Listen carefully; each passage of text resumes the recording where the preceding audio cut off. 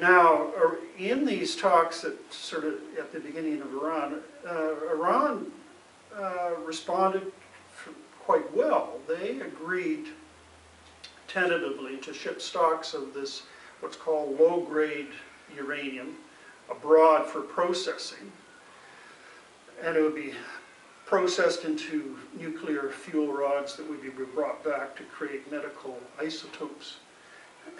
And but the technical details had to be worked out. Now it appears that there's been some slippage on that.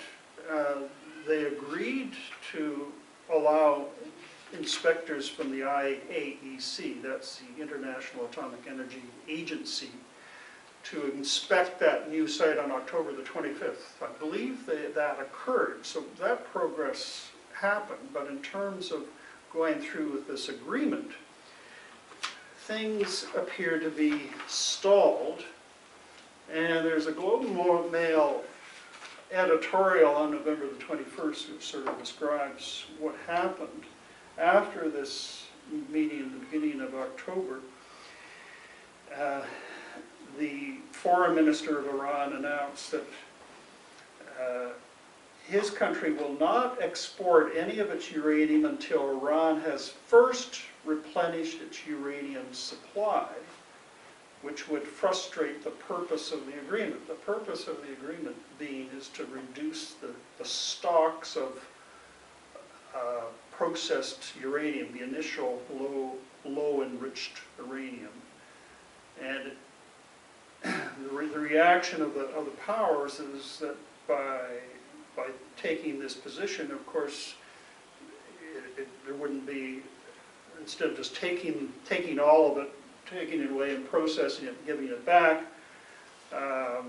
Iran was sort of going back on that theory, and but the editorials felt that there was still a slender hope that Iran would change its mind. But 3 days later, Iran reiterated its same position, and what it wanted to do was to have a swap take place, basically. In other words, you bring us the fuel rods, we'll give you this low enriched uranium, but we've got to do the swap, and we've got to do it on Iranian soil, because we want guarantees that this is going to happen. I guess they were concerned that they would give away their low enriched uranium, and they would never see it back in the form of fuel cells or in any other form, and so they just wanted a guarantee. Now, from what I can see,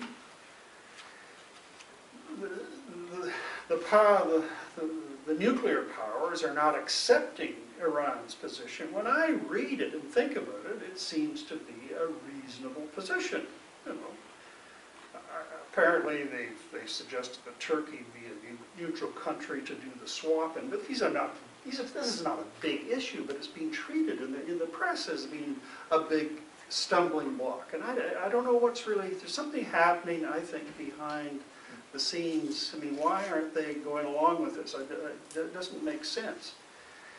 And of course, in the backdrop, you've got the threat of Netanyahu doing what he threatened to do if talks don't work out, and knowing the man, as we do, it wouldn't surprise us if he did do something silly, although when I think about it, the inspectors that did go there in October also made a statement, which was reported in the papers, that this is probably not the only enrichment site. If they're going to go to the trouble to have enrichment, they're probably going to have several backup facilities, and they're probably buried somewhere in the middle of the mountains, and they're probably bomb-proof, and so this threat of bombing probably doesn't mean a hell of beans.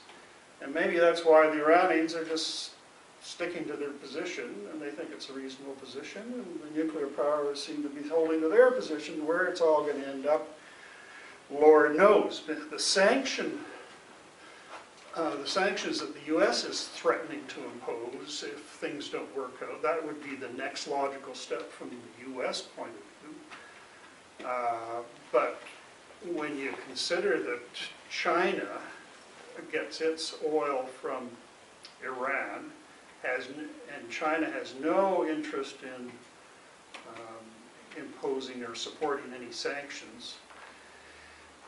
It's doubtful whatever sanctions are going to be imposed are going to be workable. So everything's sort of in a bit of a limbo right now. But something is going to happen. You can be assured.